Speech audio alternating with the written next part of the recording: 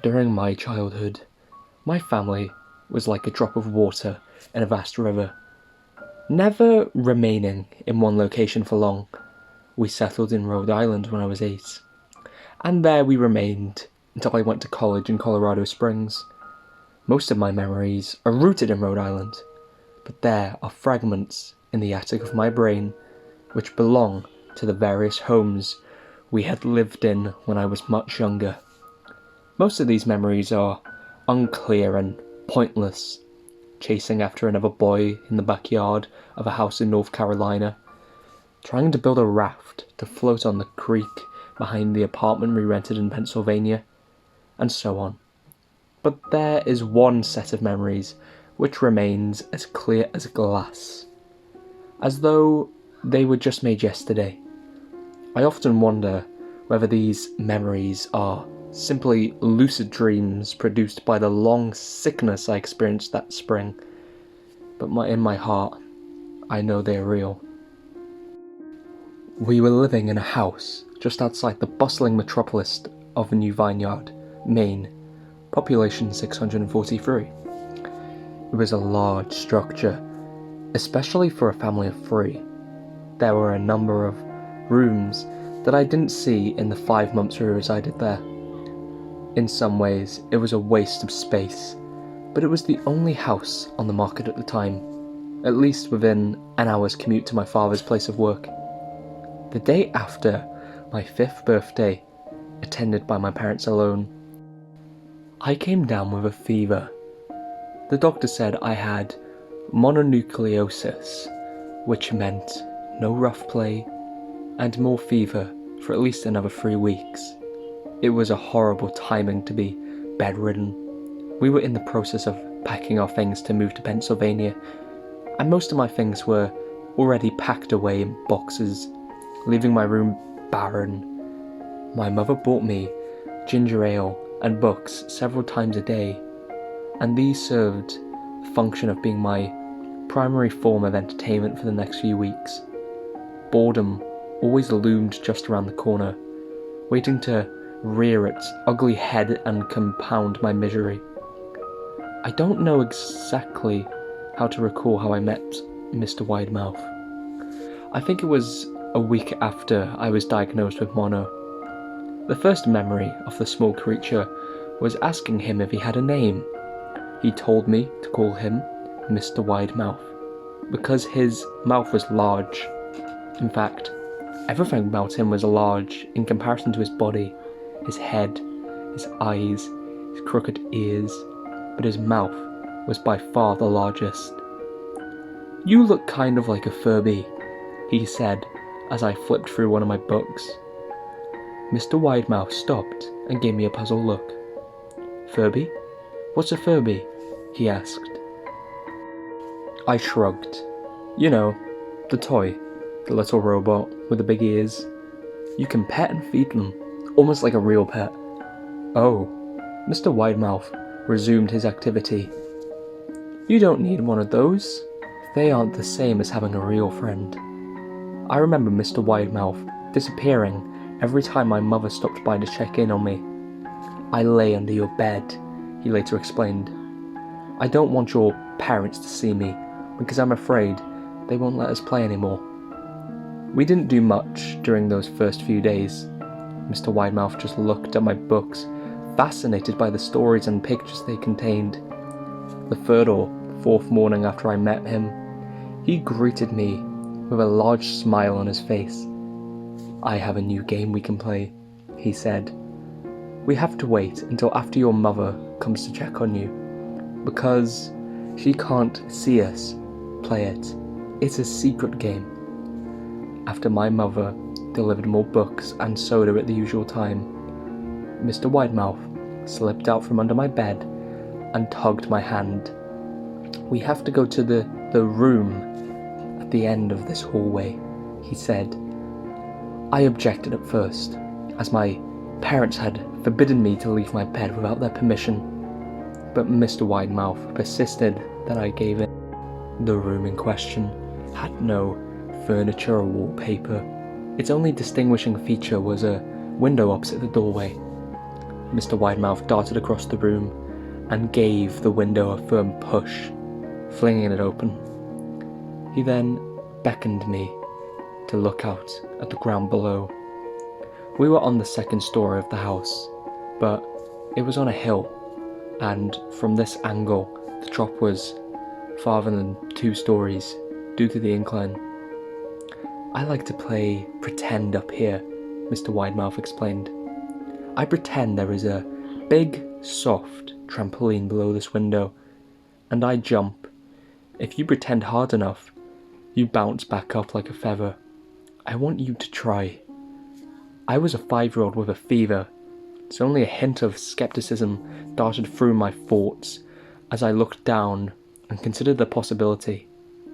"It's a long drop," I said.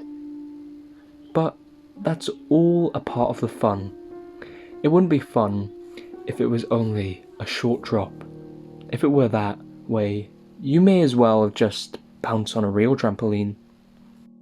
I toyed with the idea, picturing myself falling through thin air, only to bounce back to the window on something unseen by human eyes.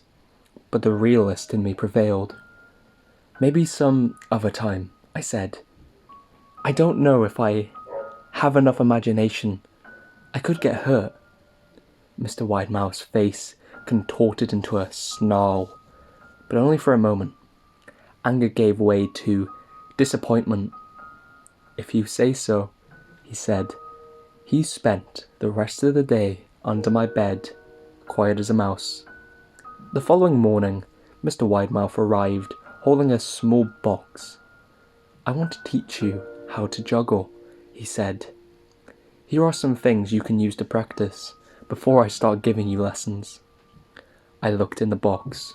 It was full of knives. "My parents will kill me!" I shouted, horrified that Mr. Widemouth had brought knives into my room, objects that my parents would never allow me to touch. "I'll be spanked and grounded for a year." Mr. Widemouth frowned. "It's fun to juggle with these. I want you to try." I pushed the box away. "I can't. I'll get in trouble. Knives aren't safe just to throw in the air." Mr. Widemouth's frown deepened into a scowl. He took the box of knives and slid under my bed, remaining there the rest of the day. I began to wonder how often he was under me. I started having trouble sleeping after that. Mr. Widemouth often woke me up at night, saying he put me a real trampoline under the window, a big one that I couldn't see in the dark. I always declined and tried to go back to sleep, but Mr. Widemouth persisted. Sometimes he stayed by my side until early in the morning, encouraging me to jump. He wasn't so fun to play with anymore. My mother came back to me one morning and told me I had permission to walk around outside.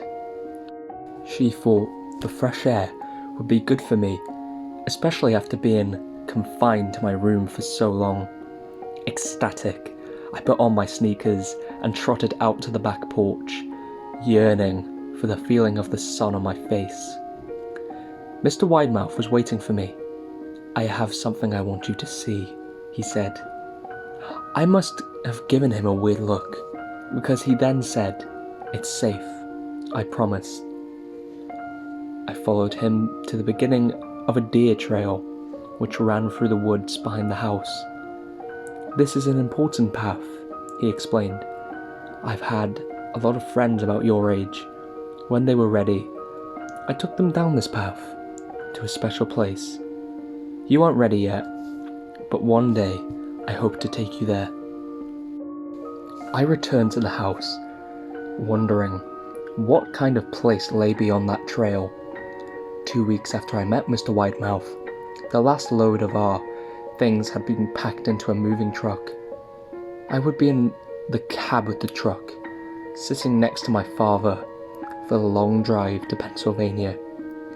I considered telling Mr. Widemouth that I would be leaving, but even at 5 years old, I was beginning to suspect that perhaps the creature's intentions were not to my benefit.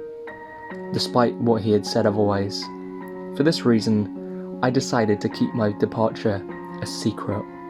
I told my father in the truck at 4 a.m. He was hoping to make it to Pennsylvania by lunch time tomorrow, with the help of an endless supply of coffee and a 6-pack of energy drinks. He seemed more like a man who was about to run a marathon than one who was about to spend 2 days sitting still. "Early enough for you?" he asked. I nodded and placed my head against the window, hoping for some sleep before the sun came up. I felt my father's hand on my shoulder.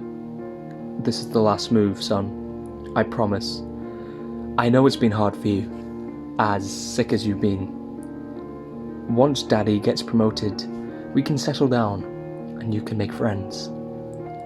I opened my eyes as we backed out of the driveway. I saw Mr. Widemouth's silhouette in my bedroom window. He stood motionless until the truck was about to turn onto the main road. He gave a pitiful little wave goodbye, steak knife in hand. I didn't wave back. Years later, I returned to New Vineyard. The piece of land our house stood upon was empty, except for the foundation, as the house burned down a few years ago after my family left. Out of curiosity, I followed the trail that Mr. Widemouth had shown me. Part of me expected him to jump out from behind a tree, scared the living bejesus out of me. But I felt that Mr. Widemouth was gone, somehow tied to the house that no longer existed. The trail ended at the New Vineyard Memorial Cemetery. I noticed that many of the tombstones belonged to children.